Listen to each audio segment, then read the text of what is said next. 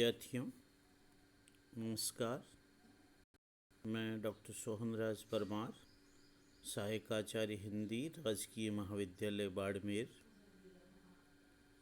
आज ऑनलाइन कक्षाओं के अंतर्गत हम केकई अनुताप अंश के तीसरे अंश के आगे के भाग को पढ़ रहे हैं।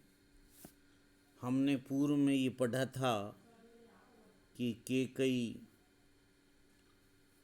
मोह माया में फंस करके भगवान राम को वनवास दे देती है और उसके कई दुष्परिणाम उनको भुगतने पड़ते हैं और वह इस अनुचित कार्य के प्रति किस तरीके से पश्चाताप करती है, उसी को यहाँ बताया गया है।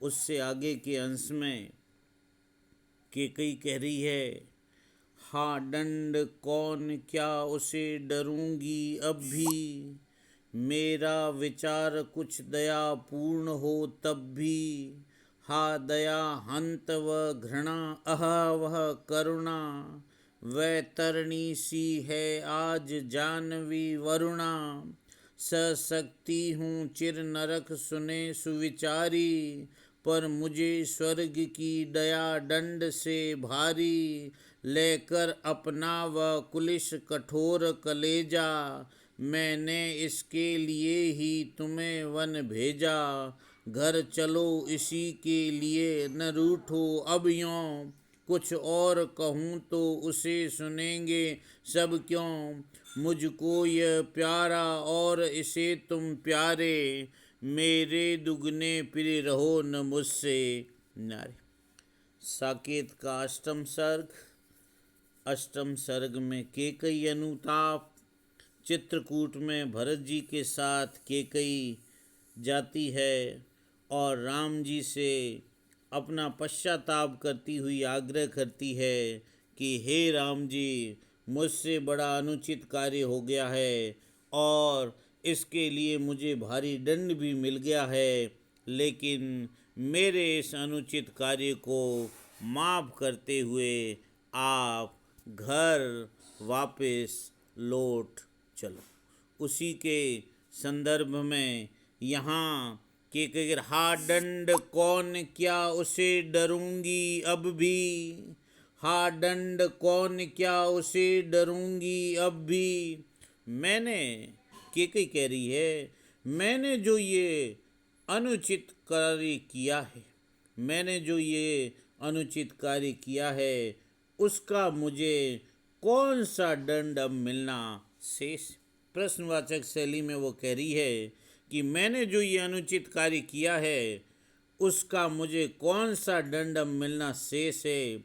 अब मुझे जो भी दंड मिलेगा, क्या मैं उससे डरूंगी, क्या उसे डरूंगी अब भी। अब मुझे जो भी दंड मिलेगा, क्या उसे अब क्या मैं उससे डरूंगी। कहने का आशय यह है कि इसके दंड के रूप में मेरे पति की असमय मृत्यु हो गई और असमय मृत्यु का कारण मैं ठहराई गई और उसे मुझे अपयश की प्राप्ति हुई तथा पुत्र की घृणा का दंड भी मुझे भुगतना पड़ रहा है। पुत्र की घृणा का पात्र होने का दंड भी मुझे मिल गया है। यही मेरे लिए सबसे बड़ा दंड। मेरा विचार कुछ दया पूर्ण हो तब भी, केकई कह रही है कि मेरा जो ये विचार है, यानी मेरे मन से दया भावना तो पूर्ण रूप से विलुप्त हो गई है। मेरा विचार, इसलिए मेरे हृदय में यदि राम के प्रति थोड़ी सी दया शेष हो तो दंड पाने से मैं नहीं डरूंगी। आगे केकई कह रही है, हा दया हंत व घृणा अह व करुणा, वैतरणी सी है आज जानवी वरुणा। जानवी यानी गंगा और वरुणा यानी यमुना। यहाँ वो करी हा दया हंत व घृणा अह व करुणा। घृणा, हाय मेरे हृदय से दया भावना विलुप्त हो गई है।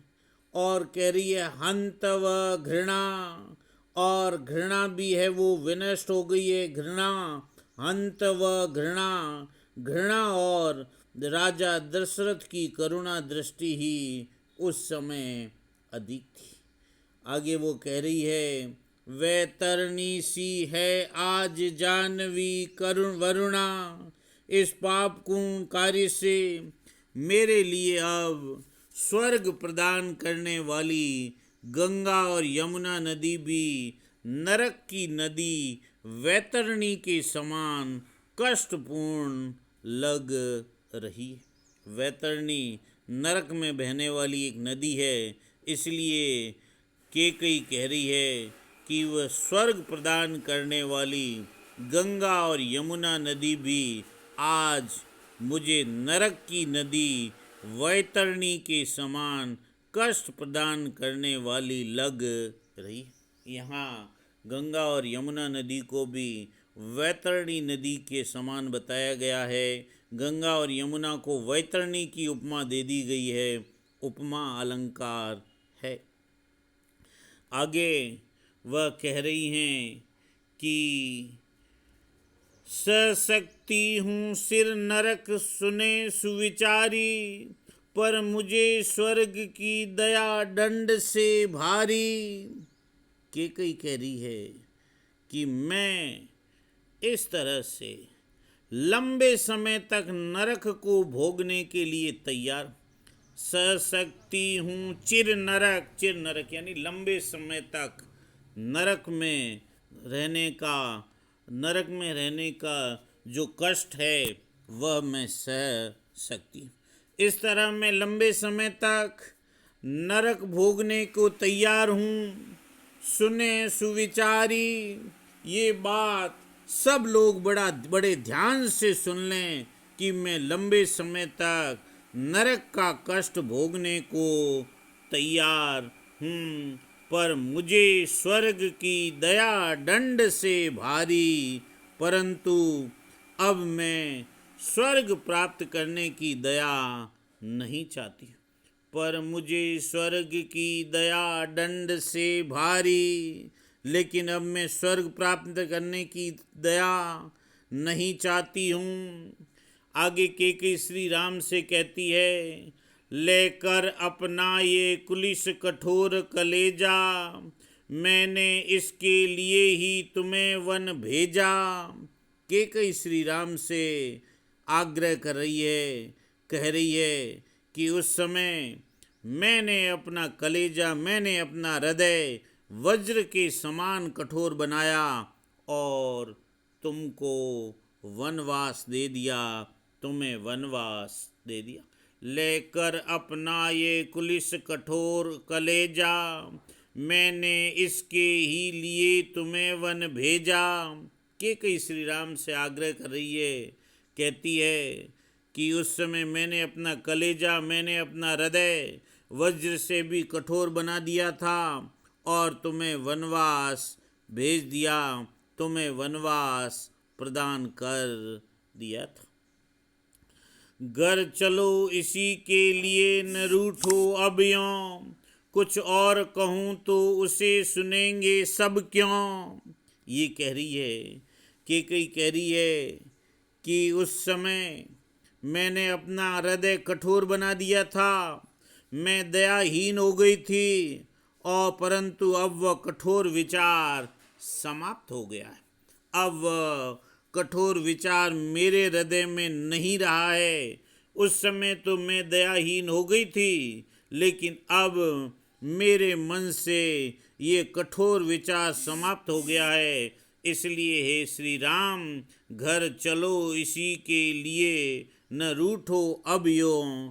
हे राम, अब तुम घर वापस चलो और इस प्रकार हमसे मत रूठो।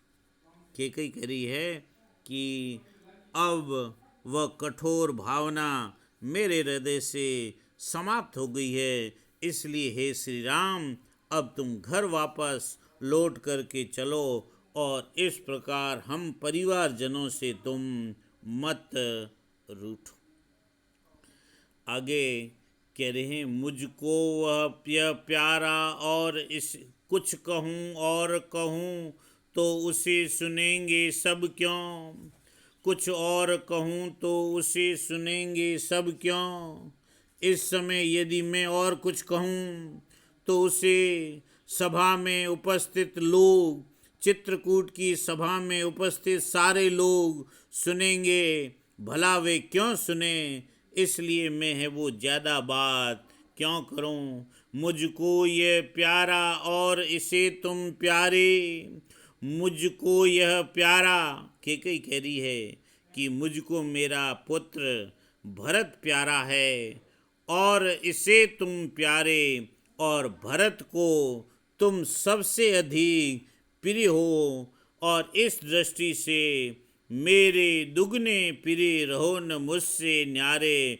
मेरे लिए तुम दुगने प्रिय हो गए हो, इसलिए अब मुझसे अलग या दूर मत रहो। न्यारे न्यारे यानी अलग। कैकेयी कह रही है, मेरे दुगने प्रिय रहो न मुझसे न्यारे, मेरे लिए तुम दुगने प्रिय हो गए हो, इसलिए हे मर्यादा पुरुषोत्तम श्री राम, मुझसे तुम अलग मत रहो। कैकेयी कह रही है, मुझको यह प्यारा और इसे तुम प्यारे, मुझको यह यानी भरत जी, मुझको, कैकेयी कह रही है मुझको भरत जी प्यारे हैं और भरत जी को आप अति प्यारे हो, तो मेरे लिए तो आप दुगने प्रिय हो गए हो, दुगने प्यारे हो गए हो। इसलिए हे श्रेष्ठ राम, तुम हमसे अलग मत रहो और लौट करके पुनः अयोध्या चलो, लौट करके पुनः घर चलो।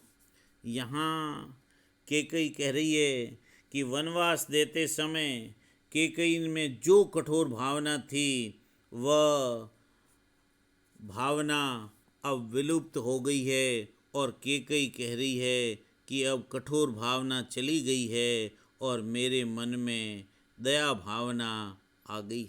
यहाँ गंगा और यमुना को वैतरणी की उपमा दी गई है, इसलिए उपमा अलंकार है। आगे क्या करें, मैं इसे न जानूं किंतु जानते हो तुम, अपने से पहले इसे मानते हो तुम भ्राताओं का प्रेम परस्पर जैसा, यदि वह सब पर यों प्रकट हुआ है वैसा, तो पाप दोष भी पुण्य तोष है मेरा, मैं रहूं पंकिला पद्म कोश है मेरा। कैकेयी कह रही है, मैं इसे न जानूं किंतु जानते हो तुम। कैकेयी कह रही है कि मैंने भरत जी को पैदा किया है, भरत को जन्म दिया है, लेकिन जन्म देकर के भी भरत के हृदय की भावनाओं को मैं नहीं जान सकी। लेकिन हे श्री राम, तुम इसके हृदय की भावनाओं को अच्छी तरह से जानते हो, इसकी भावनाओं को अच्छी तरीके से जानते हो। अपने से पहले इसे मानते हो तुम, तथा इसे अपने से भी अधिक मानते हो। कहने का आशय यह है कि आप भरत को अत्यधिक स्नेह करते हो, अत्यधिक प्रेम करते हो। तुम भ्राताओं का प्रेम परस्पर जैसा, यदि वह सब पर यों प्रकट हुआ है वैसा। कैकेयी कह रही है कि जैसा प्रेम भाव तुम भाइयों में हैं, यदि वैसा प्रेम भाव इस संसार में सर्वत्र हो जाए तो मेरा पापपूर्ण दूषित कार्य भी पुण्य से परिपूर्ण सुख युक्त हो जाए, सुखकारी है। क्या कह रही हैं, तुम भ्राताओं का प्रेम परस्पर जैसा, यदि वह सब पर यों प्रकट हुआ है वैसा। कैकेयी कह रही है कि जैसा प्रेम भाव तुम भाइयों में है, यदि वैसा प्रेम भाव संसार के सभी प्राणियों में हो जाए तो मेरे द्वारा ये किया हुआ पाप पूर्ण और अनुचित कार्य भी पुण्य से परिपूर्ण और सुखकारी है। कहने का आशय यह है कि मुझे तुम्हारे स्नेह भाव और भाइयों के प्रेम को देख करके अत्यधिक संतोष हो रहा है। कह रहे हैं, आगे कह रहे हैं, तो पाप दोष भी पुण्य तोष है मेरा, मैं रहूं पंकिला पद्म कोश है मेरा। वो कह रहे हैं कि मेरा ये पाप कार्य भी पुण्य कार्य के समान है। यद्यपि मैंने बड़ा अनुचित कार्य किया है, मैंने कलंकित कार्य किया है, फिर भी मेरी संतान कमल के समान निर्मल और स्वच्छ। केकई कह रही है, कीचड़ से कमलों की उत्पत्ति के समान मेरे पुत्र का भी गौरव कम नहीं। मैं रहूं पंकिला पद्म कोश है मेरा, मैं रहूं पंकिला, पंकिला यानी कीचड़, मैं रहूं पंकिला।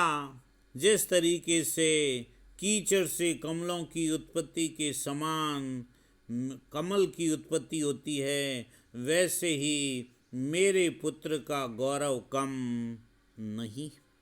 आगे कह रहे हैं, आगत ज्ञानी जन उच्च भाल ले लेकर, समझावे तुमको अतुल युक्तियां देकर, मेरे तो एक अधीर हृदय है बेटा, उसने फिर तुमको आज भुजा भर भेंटा। देवों की ही चिरकाल नहीं चलती है, दैत्यों की भी दुर्वृत्ति यहाँ पलती है। हंस पड़े देव के कई कथन ये सुनकर, रो दिए शुद्ध दुर्दैव दैत्य सिर धुनकर। के कई कह रही है, आगत ज्ञानी जन उच्च भाल ले लेकर, समझावें तुमको अतुल युक्तियां देकर।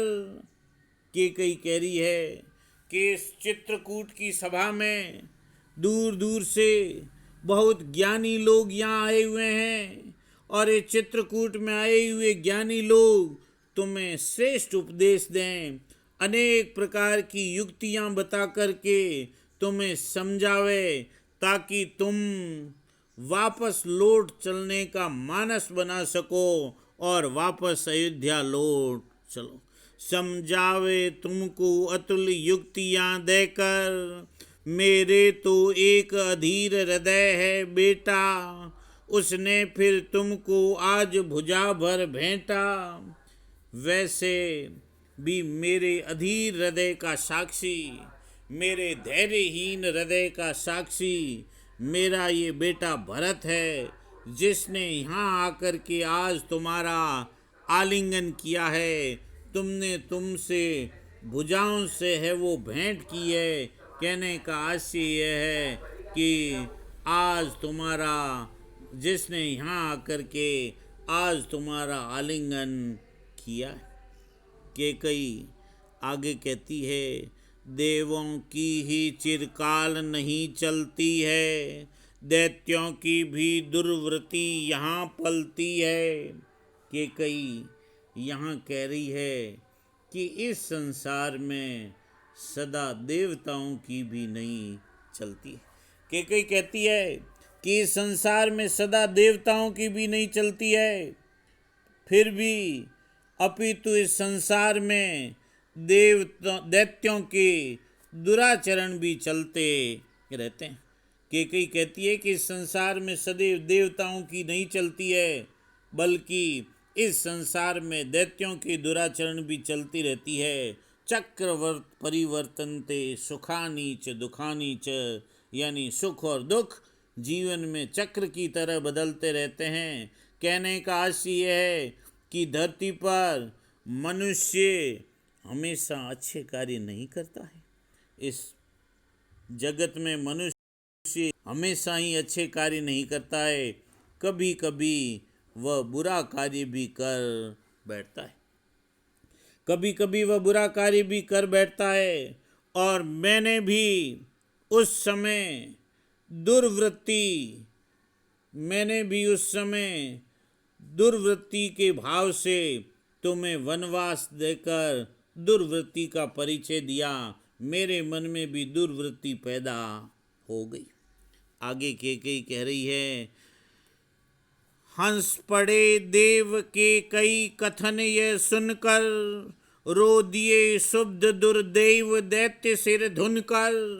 केकई की इस बात को सुनकर के देवगणों ने केकई के कार्य की प्रशंसा की, तो देव कार्यों की प्रशंसा की तो देवता उसके कथन को सुनकर हंस पड़े, और दैत्यों और राक्षसों ने अपने लिए केकई द्वारा कहे गए निंदा कथन को सुना तो वे अपने दुर्भाग्य पर दुखी हो गए तथा अपने सिर धुनने लगे। रो दिए शुद्ध दुर्देव दैत्य सिर धुनकर। केकई की दैत्यों की निंदा की बात को सुनकर के दैत्य लोग रो दिए और उनकी दुर्भाग्य पर वे दुखी हो गए और दुखी होकर के अपना सिर धुनने लगे। इस प्रकार केकई ने सत और असत कार्यों की प्रवृत्ति शाश्वत बताई है कि कभी सत कार्य होते हैं तो असत कार्य भी होते हैं। आगे कह रही हैं, छल किया भाग्य ने मुझे अयस देने का, बल दिया उसी ने भूल मान लेने का। अब कटे सभी वे पास नाश के प्रेरे, मैं वही के कई वही राम तुम मेरे। मैं वही के कई वही यही राम तुम मेरे। वही राम तुम मेरे। क्या कह रही है? कह रहे हैं, छल किया भाग्य ने मुझे अयस देने का, मेरे भाग्य ने मुझे इस लोक में अपयश देने का बहुत बड़ा धोखा किया है, परंतु अब उस भूल को सुधारने और पश्चाताप को प्रकट करने का बल भी उसी भाग्य ने दिया। छल किया भाग्य ने मुझे अयस देने का। केकई कह रही है कि मेरे भाग्य